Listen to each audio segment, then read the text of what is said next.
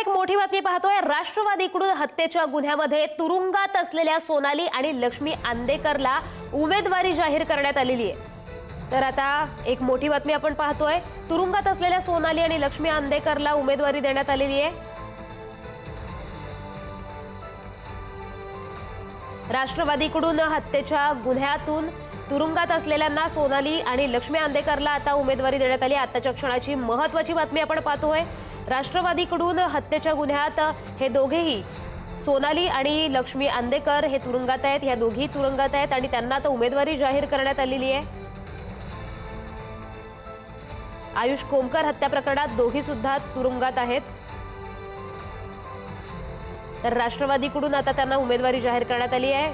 हत्येच्या गुन्ह्यामध्ये लक्ष्मी आणि सोनाली आंदेकर दोघी सुद्धा तुरुंगात आहेत आणि आता आयुष कोमकर हत्या प्रकरणात दोघींना तुरुंगात टाकण्यात आलेले आहे आणि आता या दोघींनाच राष्ट्रवादीकडून उमेदवारी जाहीर करण्यात आलेली आहे। आताच्या क्षणाची मोठी आणि महत्त्वाची बातमी पाहतोय। सोनाली आणि लक्ष्मी आंदेकरला उमेदवारी जाहीर करण्यात आलेली आहे आणि पुण्यात राष्ट्रवादीकडून यांना उमेदवारी जाहीर झाली आहे। या संदर्भात अधिकची माहिती देत आहेत आमचे प्रतिनिधी बालाजी पोद्दार।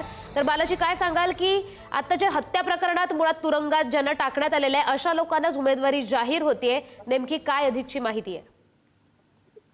गौरी, नक्कीच आंदेकर कुटुंबाला उमेदवारी देऊ नये यासाठी आयुष ज्याची हत्या झाली त्या आयुष कोमकरच्या आईने आत्मदहनाचा इशारा दिला होता।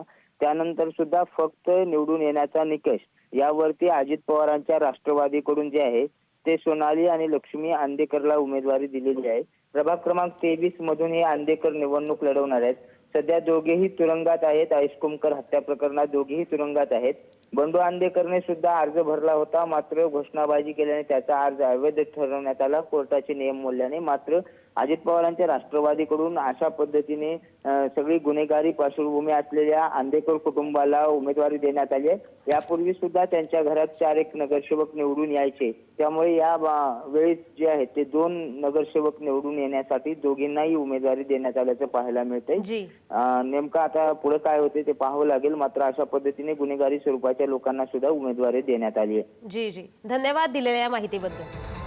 तर आपण पाहतोय पुण्यात राष्ट्रवादीकडून जे हत्येच्या गुन्ह्यामध्ये आत आहेत सोनाली आणि लक्ष्मी आंदेकर यांना उमेदवारी जाहीर करण्यात आली आहे। आयुष कोमकर हत्या प्रकरणात दोघी सुद्धा तुरुंगात आहेत।